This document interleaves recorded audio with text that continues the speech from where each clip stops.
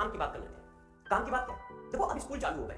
अब जब स्कूल चालू हो गए तो बच्चों के पास एक और समस्या होगी।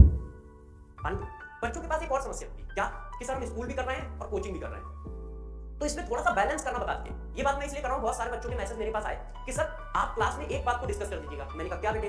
तो बच्चों के मैसेज में ये था कि सर स्कूल और इंस्टीट्यूट को कैसे मैनेज करें, थोड़ा सा गाइडेंस कर दीजिएगा, थोड़ा गाइड कर दीजिएगा तो थोड़ा अच्छा रहेगा। तो मैंने कहा यार हम आपकी हेल्प के लिए तो हैं, हम आपकी हेल्प के लिए बिल्कुल गाइड करेंगे। और ये क्वेश्चन बहुत अच्छा बच्चे ने पूछा है। क्यों? क्योंकि जितने भी बच्चे उनमें 99.99 बच्चों के पास ये प्रॉब्लम है, ये प्रॉब्लम है। और जो 1.1% में छोड़ रहा हूं ना, वो एरर है। नहीं तो 100% के पास वो प्रॉब्लम है कि सर स्कूल और कोचिंग को कैसे मैनेज करें। तो देखो यार, स्कूल और कोचिंग को मैनेज करना सिखाते हैं थोड़ा सा। सबसे पहली बात आप ध्यान रखना कि स्कूल पढ़िए, उसके बाद क्लास पढ़िए, और दोनों बहुत ईमानदारी से पढ़िए। बच्चों का मतलब, मैंने का मतलब ये कि जब आप स्कूल के अंदर स्कूल की पढ़ाई कर रहे हो, खूब ईमानदारी से पढ़ो। यदि आप खूब ईमानदारी से पढ़ोगे स्कूल के अंदर, मतलब बिल्कुल हाईली डेडिकेशन के साथ, और कोचिंग भी हाईली डेडिकेशन के साथ पढ़ोगे, तो सेल्फ स्टडी कम करनी पड़ेगी। सेल्फ स्टडी कम करनी पड़ेगी। क्यों? क्योंकि सारे कॉन्सेप्ट तुम वहां पे सीख लोगे। जैसे स्कूल का काम तुमने स्कूल में निपटा लिया, एक दो पीरियड हमारे खाली मिल जाते हैं, उनमें निपटा लिया, यस जो मैम ने कहा या सर ने कहा वहीं पे कर दिया। तो डेडिकेशन के साथ पढ़ो। ऐसा ना करो कि बस स्कूल गए हैं, बस ऐसा थोड़ा बहुत टाइम पास किया और चले गए। डमी क्या बेटा? Dummy school. अच्छा, बहुत सारे बच्चों के डमी स्कूल है। तो जिन बच्चों के डमी स्कूल है उनको तो कोई प्रॉब्लम ही नहीं है। हाँ, जिन बच्चों के डमी स्कूल है उनको कोई प्रॉब्लम नहीं, उनके लिए कोई दिक्कत नहीं है, उनके पास तो टाइम ही टाइम है। मगर जिनके डमी स्कूल नहीं है उनके लिए बता रहा हूं ये। हाँ, डमी स्कूल वालों को कोई प्रॉब्लम नहीं है, वो तो अपना मैनेज कर ही लेते हैं। जिनके पास डमी स्कूल नहीं है उनके लिए बता रहा हूं, उनके लिए बता रहा हूं, यस उनके लिए बता रहा हूं। तो देखो, फिर उसके बाद आपने कोचिंग की। आप दोनों में क्या ध्यान रखना है? जब मैं क्लास करूंगा तो मैं अपनी क्लास में क्या क्या करा दूंगा बता देता हूं। मैं अपनी क्लास में पढ़ाते हुए IIT JEE के क्वेश्चन करा दूंगा और प्रैक्टिस के क्वेश्चन करा दूंगा। साथ साथ में NCERT के भी क्वेश्चन आपसे करवा लूंगा। मैं नहीं करूंगा, मैं इस तरह से NCERT के क्वेश्चन आपसे करवा लूंगा। देखो, एक आध मैं क्वेश्चन लाया हूंगा, उससे क्या होगा? ये तो IIT का है, ये NCERT, जैसे ये क्वेश्चन, अब ये क्वेश्चन मैं आपसे करवा लूंगा। इससे क्या होगा? NCERT के मेन सारे क्वेश्चन आपसे हो जाएंगे। ये देखो, और मैं ब्रैकेट में लिख के लाऊंगा कि NCERT का। उससे क्या होगा? उससे ये होगा स्कूल के भी लगभग क्वेश्चन लग गए, और क्लास के भी IIT JEE के भी हो गए। IIT JEE के क्वेश्चन भी हम लोग इसी तरह से करेंगे। देखो, ये देखो, ये सारे IIT JEE के क्वेश्चन है, ये सारे IIT JEE के क्वेश्चन है ना, एक बीच बीच में होंगे। ये देखो, ये सारे IIT JEE के क्वेश्चन, ये सारे IIT JEE के क्वेश्चन है ना। ये देखो, तो हम लोग क्या करेंगे? क्लास को यदि कोई बच्चा पूरी ईमानदारी से सॉल्व कर रहा है तो हम लोग मैक्सिमम पोर्शन लेके कवर कर लेंगे। और फिर घर में क्या करना है? घर में टीचर के नोट्स रिवाइज करो और सिर्फ DPP लगाओ। घर में टीचर के नोट्स रिवाइज करो, सिर्फ DPP लगाओ। घर में टीचर के नोट्स रिवाइज करो और सिर्फ DPP लगाओ। इसके बाद यदि किसी बच्चों को और क्वेश्चन करने की जरूरत पड़ रही है, तब वो मॉड्यूल को सॉल्व करे। तो हफ्ते में 3 दिन सिर्फ मॉड्यूल सॉल्व कर लो। अब मॉड्यूल में कितने? 40-50 क्वेश्चन मिनिमम। देखो, ये मिनिमम बता रहा हूं। एक बच्चा कह रहा है सर पोल कर लीजिए। बेटा पोल भी करेंगे, मगर अभी नहीं। एक्चुअल में टेक का जो इशू चल रहा है उसमें पोल भी गड़बड़ा जाएगा ना, उसमें पोल में भी थोड़ी प्रॉब्लम आएगी।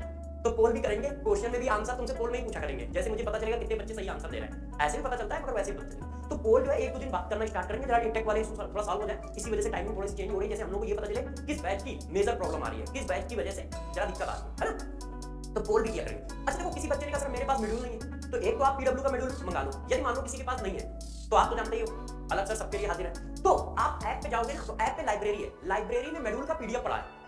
हाँ, PW के मॉड्यूल का PDF पड़ा है, तो लाइब्रेरी में PW के मॉड्यूल का PDF पड़ा है, आप उससे सॉल्व कर लो। और उसके सॉल्यूशन भी है, उसके वीडियो सॉल्यूशन भी है, उसके वीडियो सॉल्यूशन भी है, तो आप उससे वीडियो सॉल्यूशन देख लोगे।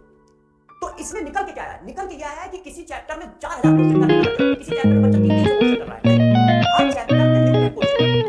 इससे क्या होगा? बैकलॉग नहीं बनेगा, और इससे क्या होगा? हर चैप्टर को एक लेवल तक पढ़ के जाना है, हर चैप्टर को एक लेवल तक पढ़ के जाना है। अच्छा, तो हमारा बोर्ड अलग है,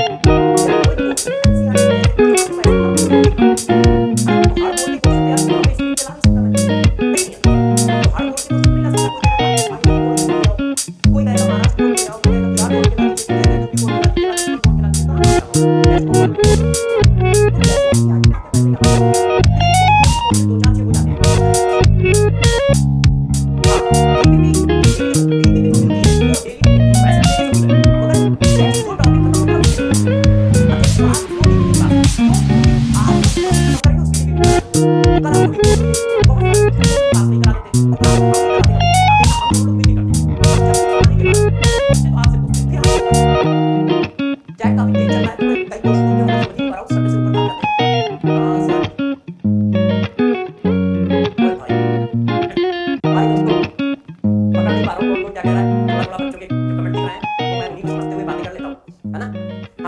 टाइम टेबल, अच्छा एक बहुत रैंडम बार एक क्वेश्चन आ रहा है सर टाइम टेबल बता दीजिए, टाइम टेबल बता दीजिए। टाइम टेबल के बारे में कल बात करेंगे, यदि कल मेरी क्लास होती है तो कल बात करेंगे, है ना। आज तक इतनी बातें करनी है, पढ़ाना भी तो होता है यार दोस्त, सारी बातें एक साथ नहीं करेंगे, धीरे धीरे करके सारी बातें करते रहेंगे, तो गाइडेंस धीरे धीरे देंगे। तो आज हम लोगों ने सिर्फ अपने स्कूल और कोचिंग को मैनेज करने की बात की है, तो उसमें क्या क्या आ गया, ईमानदारी से स्कूल पढ़ो, ईमानदारी से इंस्टीट्यूट पढ़ो, उसके बाद सिर्फ डीपीपी लगाओ शुरुआत में, उसके बाद जो डीपीपी आती है वो लगाओ, और यदि इसके बाद भी किसी बच्चे के पास टाइम बचता है तो फिर वो मॉड्यूल को टच कर ले। क्यों? क्योंकि क्लास और डीपीपी मिला के कम से कम 150 से पौने 200 क्वेश्चन हो जाएंगे चैप्टर में। जब पूरा चैप्टर खत्म होगा और सारी डीपीपी खत्म होगी तो कम से कम 150 से पौने 200 क्वेश्चन हो जाएंगे, और 150 से पौने 200 क्वेश्चन हर चैप्टर में पर्याप्त है, हर चैप्टर में पर्याप्त है। बुक बच्चा कह रहा है बुक बता दीजिए, बुक भी बताऊंगा, ठीक है, बुक भी बताऊंगा, एक दिन रुक जाओ, हाँ पहले इतना लगाना सीखो, बुक भी बताऊंगा। अब पीवाईक्यू तो कराता ही हूं, सारे पीवाईक्यू में क्लास में करा दूंगा, आईआईटी मेंस एडवांस में सारे क्वेश्चन में क्लास में करा दूंगा, आप उसकी टेंशन लो ही नहीं, आप उसकी बिल्कुल टेंशन लो। अब चलो जरा क्लास को स्टार्ट करते हैं। देखो बच्चों, हाँ भाई बच्चों, सभी प्यारे बच्चों को पीडब्ल्यू की तरफ से और मेरी तरफ से बहुत बहुत धन्यवाद, थैंक यू। तो बच्चों ने कहा यार सर आते आते सीधा थैंक यू मार दिया, ऐसा क्या हुआ, है ना। बच्चे सोच रहे होंगे कि सर यार आता है तो कोई गुड इवनिंग करता है या हेलो बच्चों बोलता है, आपने सर डायरेक्ट थैंक यू की स्टार्टिंग कर दी। तो देखो बच्चों, इसका रीजन क्या बताओ।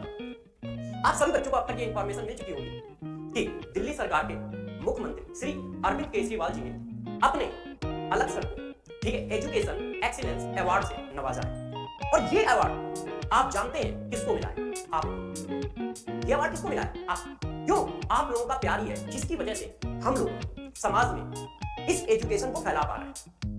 तो इसी वजह से मैंने सबसे पहले आप लोगों को आकर थैंक यू, सबसे पहले आकर थैंक यू। अब दूसरा, हाँ गुड आफ्टरनून, गुड आफ्टरनून, चलो गुड आफ्टरनून, हाँ गुड आफ्टरनून, गुड गुड, और आपको भी कांग्रेचुलेशन, और पूरी पीडब्ल्यू की टीम को भी कांग्रेचुलेशन, क्योंकि जब कोई अचीवमेंट आता है तो उसमें किसी एक का हाथ नहीं होता है।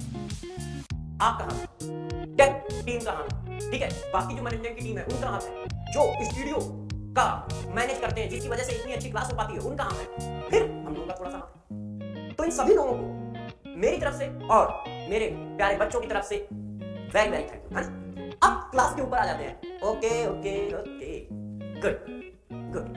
कुछ बच्चे सोच रहे होंगे कि अचानक क्लास की टाइमिंग कैसे चेंज हो गई, हमें तो पता ही नहीं था, और सर्वेश सर आके प्रकट हो गए कि आज केमिस्ट्री की क्लास होगी, है ना। तो ऐसा नहीं है, इसका रीजन भी मैं आपको आराम से बता देता हूं, जैसे आप इन बातों को समझ सकें। है क्या, जो इश्यूज आ रहे हैं, प्रॉब्लम आ रही है, उसको टैकल करने के लिए या उसको समझने के लिए कि वो किस बैच से आ रही है, किस बैच की वजह से जो टेक में इशू आ जाते हैं अचानक, है ना, अनवांटेड इशू जिनके बारे में हम लोग भी नहीं जानते, हम लोग सीधा बैठे होते हैं, अचानक कोई इशू क्रिएट हो जाता है और उसको फिर डील करने में कुछ समय लगता है। तो हम लोगों ने टाइमिंग थोड़ा अलग अलग कर दी है हर बैच, जैसे हमें ये इशू पता चल जाए कि किस बैच में ये इशू आ रहा है और किस बैच की वजह से आ रहा है, तो हम आसानी से उस प्रॉब्लम को सॉल्व कर सकते हैं। इसी वजह से थोड़ा टाइमिंग का खेल हुआ है, और ये 1-2 दिन हो सकता है, 1-2 दिन हो सकता है, मगर आप बिल्कुल परेशान ना हो, आप बिल्कुल परेशान ना हो, 1-2 दिन की बात है। 1-2 दिन ऐसा हो सकता है जो लाइव देख पा रहे हैं तो बहुत अच्छी बात है, हम लोग लाइव बातें भी करेंगे, काम भी करेंगे, वेरी गुड, हाँ बेटा वेरी गुड, हाँ ठीक है। तो इस वजह से थोड़ा टाइमिंग का इधर उधर चल रहा है, जो आज की टाइमिंग है जरूरी नहीं कि कल की भी यही टाइमिंग है, आप इसलिए फ्रीक्वेंटली नोटिफिकेशन थोड़ा चेक करते रहिएगा, है ना। और 1-2 दिन बस, उसके बाद आपको प्रॉपर शेड्यूल और प्रॉपर